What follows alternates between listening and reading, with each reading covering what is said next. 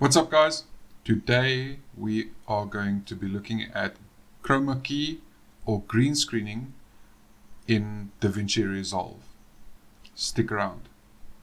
So it doesn't matter if you're into memes, into vlogging, action movies, games, or food videos, Chroma Key is going to be your friend in a lot of the cases.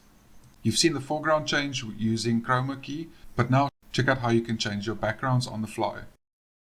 DaVinci Resolve made this really easy to do. Under your effects panel, go to Open FX and scroll down to 3D Keyer.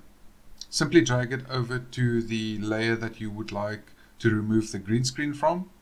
Select the layer you just added it to, and under the inspector, head over to the Effects tab to see what changes can be made. Before using the select key, on the left hand side of your screen, there's a drop down button next to transform.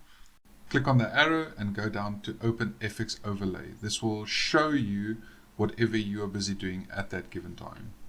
Now simply select the green and you'll see it's been removed immediately after selection.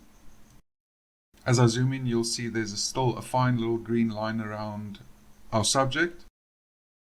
We can remove this by using the default slider. And there you go, Bob is your uncle.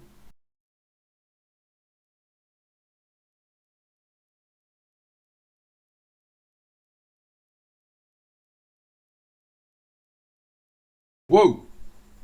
Before you go, thank you for sticking around to the end of the video. If you like this content, consider watching more of them right over here.